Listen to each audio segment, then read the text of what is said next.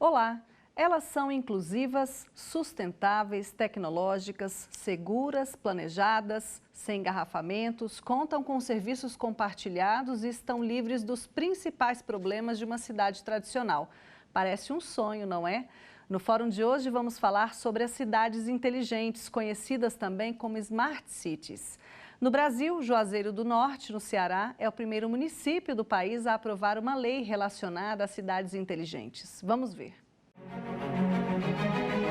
Projetada e construída por uma empresa italiana, a Smart City Laguna tem terrenos de 150 metros quadrados.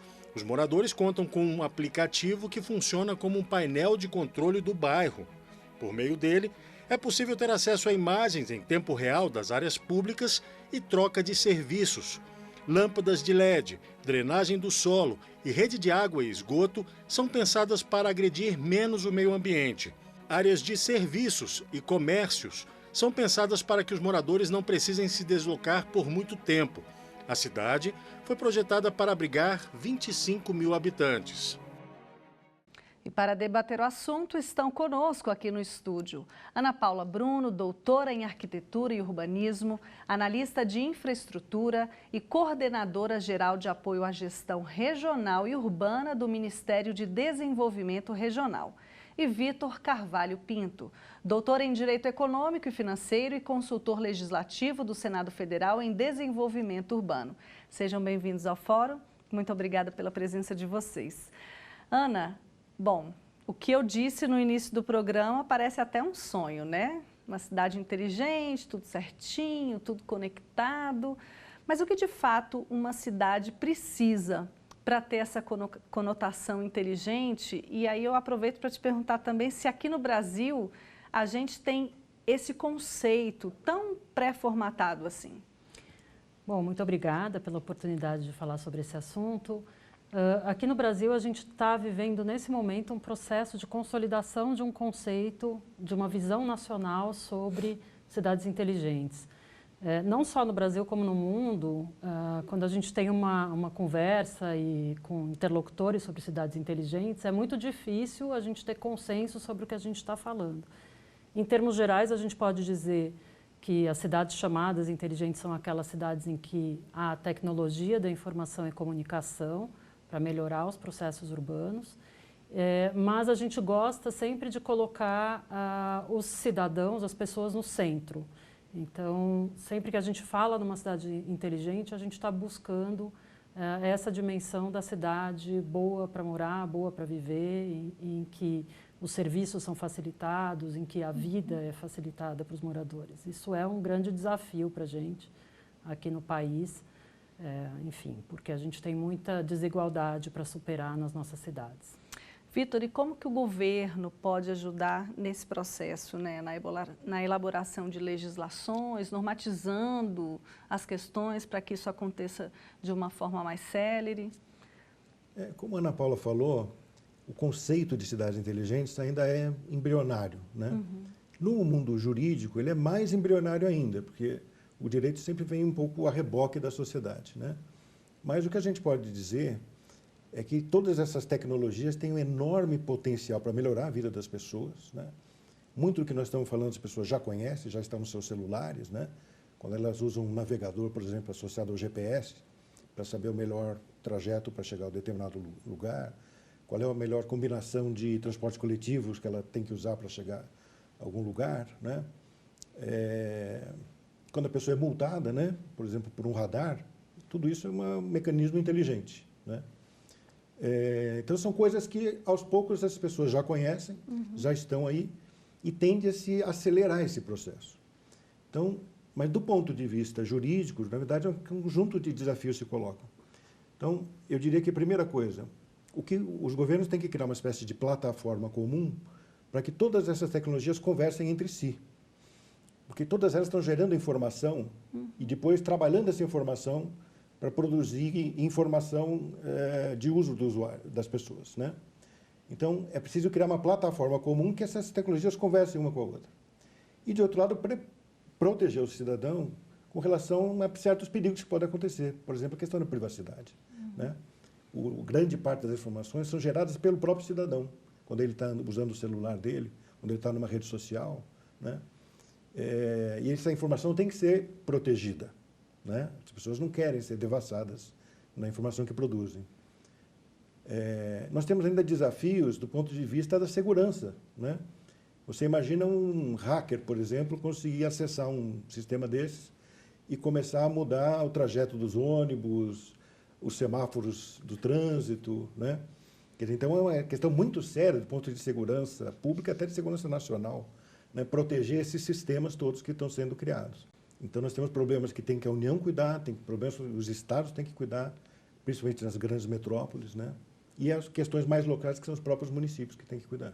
Ana, nós mostramos esse caso de Laguna, né? Eu queria que você comentasse um pouquinho sobre esse caso e se existe algum outro caso no Brasil também que já avançou nesse sentido de cidade inteligente. Como eu disse, assim, a gente não tem um conceito de cidade inteligente que a gente possa comparar casos, mas a gente tem várias iniciativas. Laguna é uma iniciativa muito conhecida, que é um bairro projetado com essa infraestrutura de tecnologia de informação e comunicação. Acho que a grande coisa que Laguna traz é trazer essa infraestrutura, que não é uma infraestrutura tradicional dos nossos bairros, dos nossos loteamentos, como uma camada de infraestrutura que já vem junto. Né? A gente tem, então agora acho que a grande novidade é dotar esses espaços, esses bairros dessa camada de infraestrutura. Né? As nossas infraestruturas tradicionais, água, esgoto, pavimentação, sistema viário, etc., eletricidade, e agora a gente tem como uma infraestrutura essencial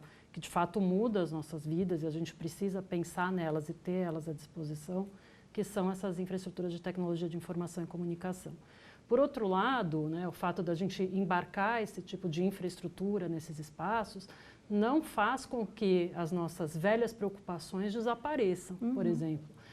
Cidades inteligentes são cidades que racionalizam, por exemplo, deslocamentos. Então, é importante que a gente pense nesses espaços, nesses bairros e nessas infraestruturas, mas também isso de forma conectada com o espaço urbano consolidado. Então, a gente tem algumas que a gente fala que são as velhas agendas, elas continuam aí.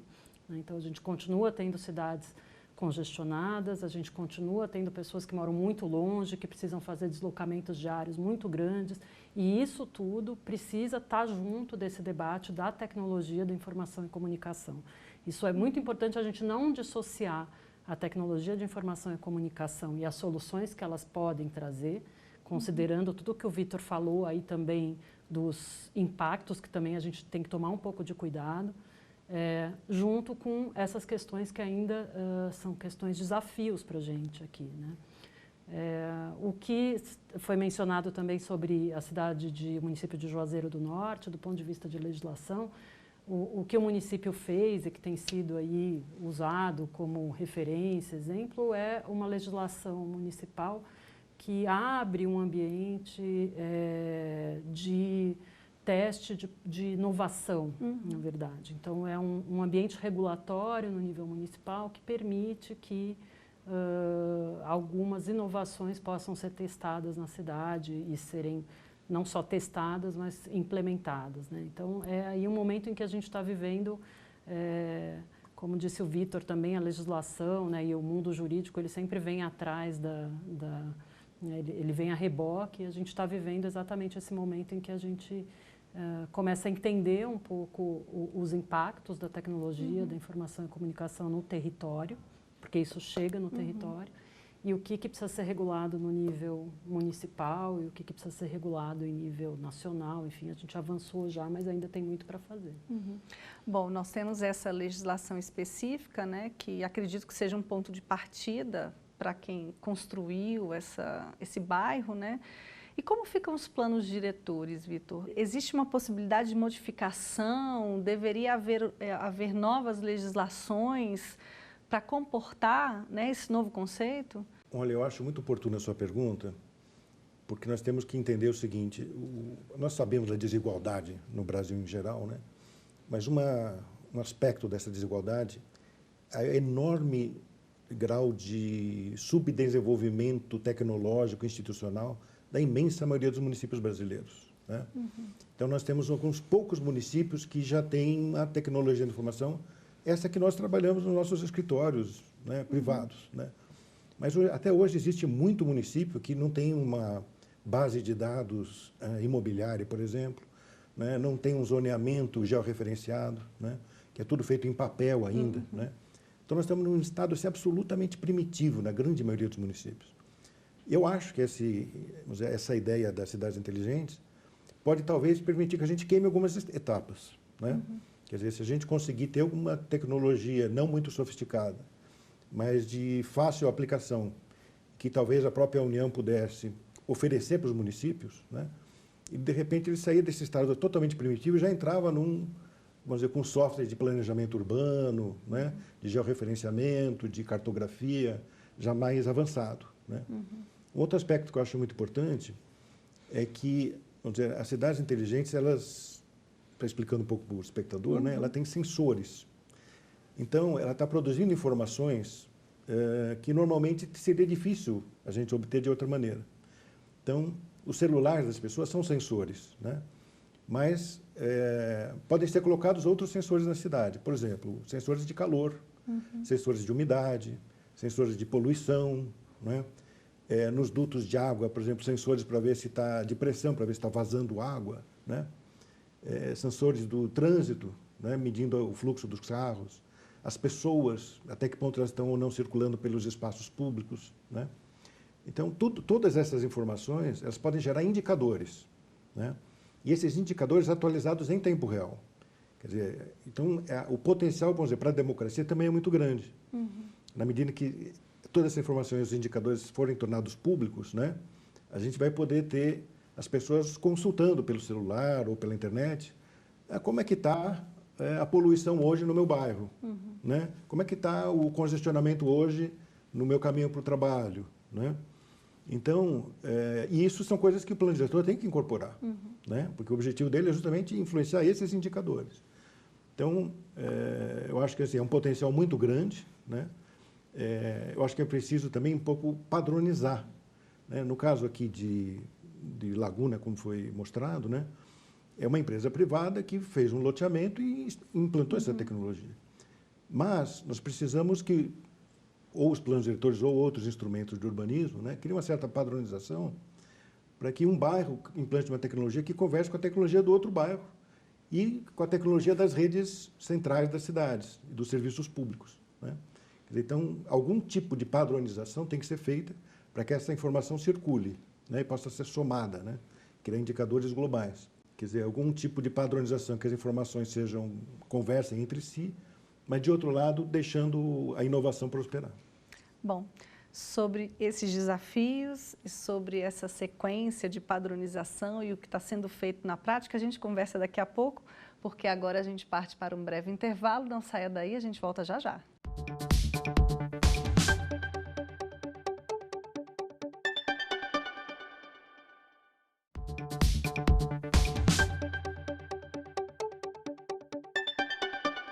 O Fórum está de volta e hoje o assunto é cidades inteligentes.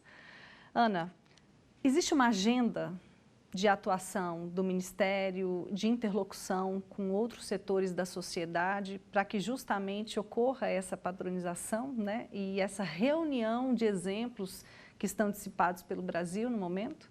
Sim, existe. A gente está trabalhando nisso no Ministério do Desenvolvimento Regional.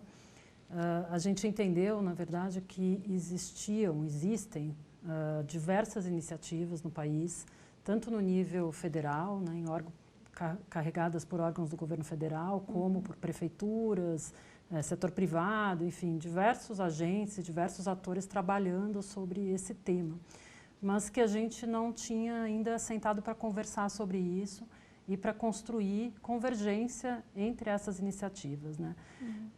E aí o Ministério do Desenvolvimento Regional lançou uma iniciativa de construção da Carta Brasileira para Cidades Inteligentes, que a gente pretende que seja um documento nacional de referência para orientar políticas públicas, ações, iniciativas de cidades inteligentes. A grande coisa aí é juntar todo esse conhecimento que já que a gente já tem produzido no país, não só no país, mas no mundo, e conseguir sistematizar esse conhecimento e sistematizar essa agenda. Como a gente vem falando aqui, né, falou no primeiro bloco, a gente tem muita coisa ainda para trabalhar nesse tema. A gente tem muita lacuna, a gente ainda precisa entender muita coisa.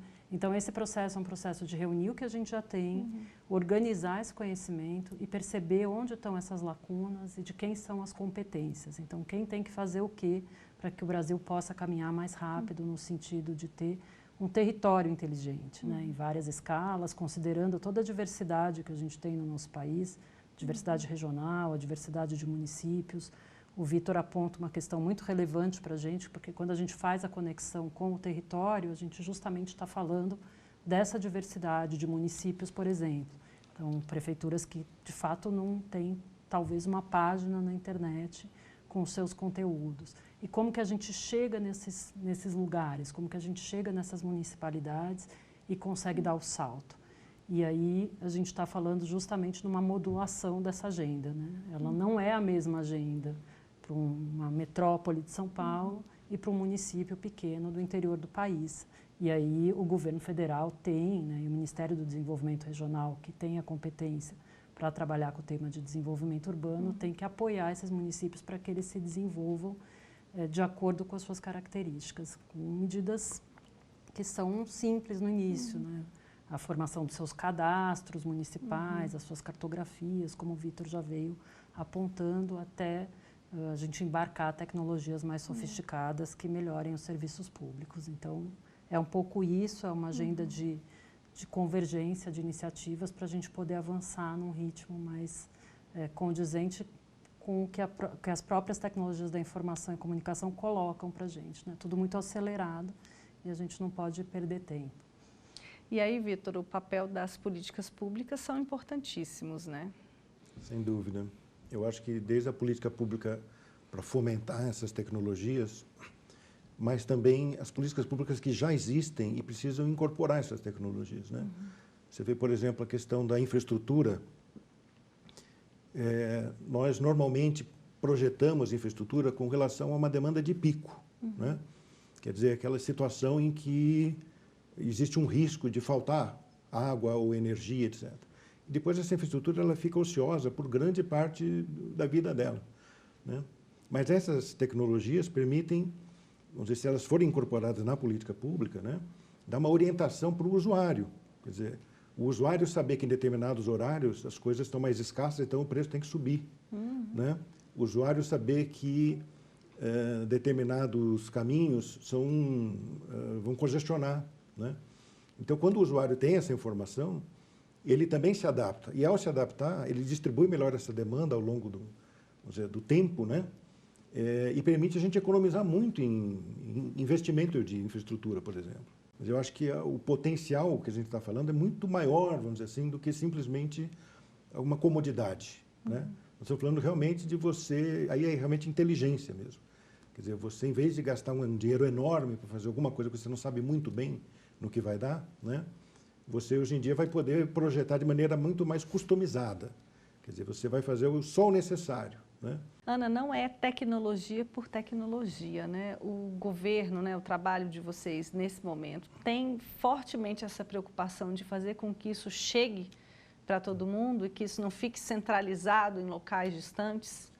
A gente tem essa característica de uma urbanização muito desigual no país, de uma sociedade muito desigual, e não é diferente com a tecnologia, né? Então, tem toda uma preocupação nessa agenda com a inclusão, não só de territórios que estão excluídos porque não são dotados da infraestrutura desejada ou desejável, mas também porque o usuário nem sempre tem a mesma condição de interação conforme a sua compreensão de como aquela tecnologia funciona. O que eu quero dizer com isso é que essa agenda é uma agenda bem robusta, sistêmica, grande, e que envolve, inclusive, um processo que tem sido chamado de alfabetização digital, né? Como se a gente precisasse aprender, se alfabetizar de novo, todos nós, né? Nós somos todos em alguma medida, regidos ou governados em algum ponto por algoritmos que a gente não sabe como funcionam,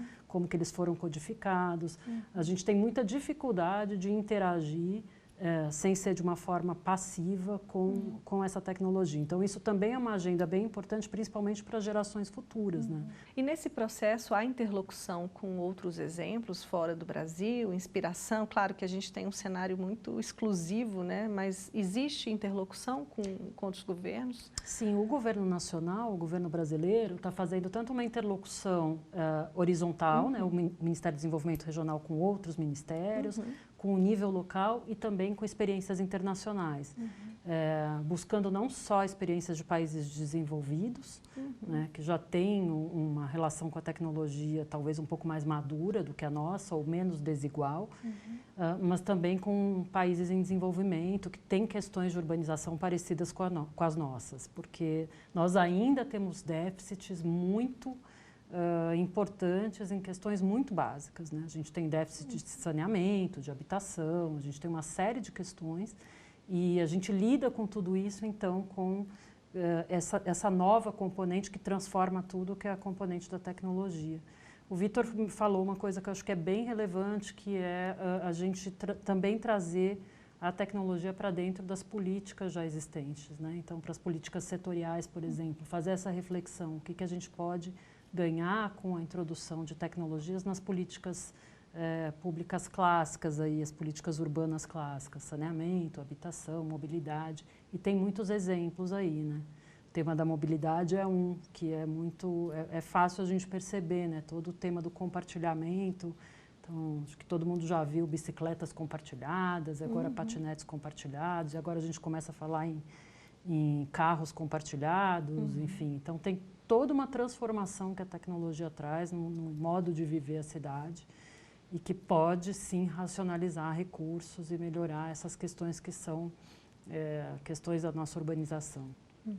Vitor, em relação a dados, né, até que ponto esses dados podem ser tratados como documentos? Acho que a gente não tem ainda a sua resposta definitiva, né? Mas, para os telespectadores entenderem a importância disso, né? Quer dizer, muito dessa tecnologia vai gerar consequências jurídicas para eles. Por exemplo, hoje em dia nós somos multados por um radar, né? E o radar é apenas uma máquina. Nós podemos ser cobrados, nós somos cobrados energia elétrica, água, por sensores que mediram ali o consumo, né? E quem garante que isso aí está certo, né? E a coisa pode crescer muito mais, né? Quer dizer, a gente pode ter uma série de consequências jurídicas para o cidadão comum que ele pode questionar, falar, mas por quê? Né? Por exemplo, o IPTU, ele é cobrado com base numa planta genérica de valores, né? Cuja base de dados normalmente não é tornada pública, as pessoas não sabem como foi construído aquilo, não existe uma transparência com relação a isso. Então, a meu ver, a solução passa pela metrologia, né, que é um ramo do direito pouco conhecido, né, tem uma política pública pouco conhecida, né, que está centrada no Inmetro, né, no caso, que é uma autarquia federal. A metrologia é que, digamos, padroniza esses equipamentos e cria auditoria desses equipamentos para que eles possam ser considerados confiáveis do ponto de vista jurídico, né? Então, o radar, por exemplo, ele tem que ter uma certificação metrológica para poder multar um indivíduo, né? Um medidor de consumo de energia, né? Um hidrômetro que mede água também, eles têm que ter certificação metrológica. Bom, o Vitor trouxe 2 grandes desafios jurídicos, né, Ana? E eu queria que você trouxesse para a gente, na sua opinião, qual é o maior desafio, se é que é possível, né, concentrar em uma única questão, para a gente finalizar a nossa discussão. Nossa, é difícil centrar em uma questão. Eu estava escutando o Vitor falar e concordando com ele, né? O tema da metrologia, por exemplo. Então, a gente tem sensores, a gente ainda não tem uma classificação disso, né, uma forma de avaliar esse tipo de... Quer dizer, tem toda uma infraestrutura chegando nas cidades que ainda não está bem compreendida, enfim, né? Então, o que eu vejo de grande desafio é um desafio de juntar tudo isso, né? Na verdade, a gente tem uma sociedade em transformação, o mundo do trabalho se transformando, isso transforma as relações com o espaço, uma nova forma de aprender a se relacionar a partir dessa mediação da tecnologia, né, com grandes mudanças sociais, comportamentais, etc. O nosso território, né, as cidades, elas têm um outro tempo de produção, então como que a gente vai conseguir construir esse diálogo entre toda essa estrutura física e essas modificações que o mundo digital, e que também tem seus aportes físicos, transformam, proporcionam e trazem para a nossa vida. Então, acho que a gente está num processo de reinvenção disso, assim, de reinvenção desse viver na cidade, com essas novas formas de se relacionar mesmo. E acho que por isso que é tão importante esse debate com diversos pontos de vista diferentes. E acho que o grande desafio é a gente conseguir olhar e enxergar essas perspectivas todas e construir essa visão sistêmica para que o cidadão, o morador urbano possa ter segurança de que ele está vivendo não só numa cidade melhor, mas que os dados dele estão sendo preservados, enfim, né, de que uma série de questões aí que são ligadas à questão de segurança e privacidade que também estão sendo observadas. Acho que isso, é um desafio de juntar tudo. Verdade. Ana, muito obrigada pela sua presença aqui no Fórum. Obrigada. E obrigada a você também, Vitor. Obrigado. O Fórum termina por aqui. Você pode acompanhar as notícias da TV Justiça também nas nossas redes sociais. YouTube, TV Justiça Oficial e Twitter, @TV Justiça. Até logo.